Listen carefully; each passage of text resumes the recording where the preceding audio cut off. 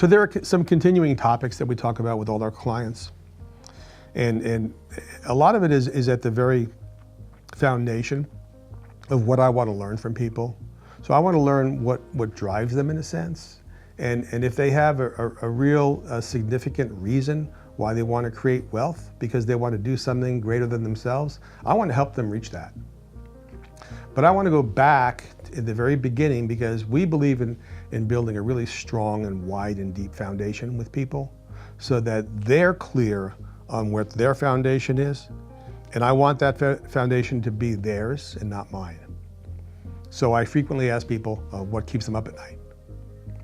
And they tell me the same things over and over again. Their kids, they worry about their kids. From a financial perspective, they worry about their kids. They worry about retirement. They worry about taxes. They worry about the economy. Where's the country going?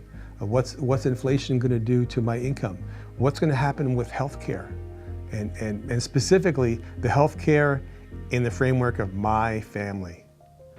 They know that they can't really do anything about the national healthcare issue, but what am I going to do to take care of the healthcare needs for myself, my kids, my grandkids, and so forth? Now, some clients have even taken the bull by the horns and said, you know what, I want to set up a perpetual account, and let's start off with $1 million. That'll be set aside for my life insurance. And I want that $1 million to do nothing but take care of the healthcare needs of my kids and my grandkids, etc. So when I ask people what keeps them up at night, and they come back to me with all these common concerns and interests, I ask them a follow-up question, and I say, what do you think would solve all those questions and all those problems? And they say to me, well, more money, of course, because more money is the answer to pretty much every financial problem in life, right? It almost seems like a no-brainer.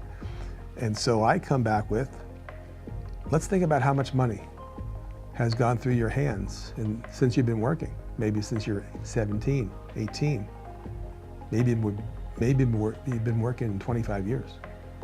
Maybe you've had $500,000 flow through your hands. Maybe you've had $1 million flow through your hands. Maybe you've had $2 million flow through your hands. And so what happened with that money? Why is it that you weren't able to build a stockpile of wealth, even with a percentage of that $1 million or $2 million? Well, the answer is not because you didn't have the knowledge. If you had the drive, you'd find the knowledge. But what really happened is you took that money and you had it flow through your system, and your system is made up of your values and your thought process. And your values and your thought processes created behaviors. And so at the end of the day, the thing that's going to prevent you or promote you to creating a stockpile of wealth for your future is going to be your thought process and your behavior and your values.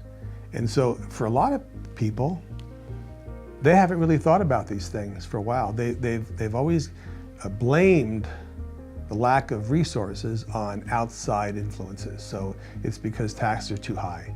It's because I can't get a raise. It's because I can't get a promotion. It's because I'm overeducated and I can't get a job that's commensurate with my abilities and my skills and my credentials. But what we really have to do is get people to focus on what they want and how they can apply their skills and their knowledge to perhaps go into an industry that would be commensurate with their character and with their temperament, and get them to the point of thinking, I'm going to reach a goal and I don't care what's going to step in my way, but I'm going to overcome those obstacles because failure is not an option. So all the things that I just mentioned have nothing to do with formulas or transactions or rates of return or taxes or a financial planning per se program. It has to do with getting your thoughts and your values and your objectives and your long-term vision aligned with what you want and what you're able to accomplish. And if you don't have the set of skills that can get you where you need to go, then maybe you need to gain some more skills. Maybe you need to encourage your children to alter their education program. Maybe you need to teach your kids that it's not a sin to have 2 jobs when you're young. Maybe it's okay to have a couple of part-time jobs so that you can stockpile wealth early and get a head start.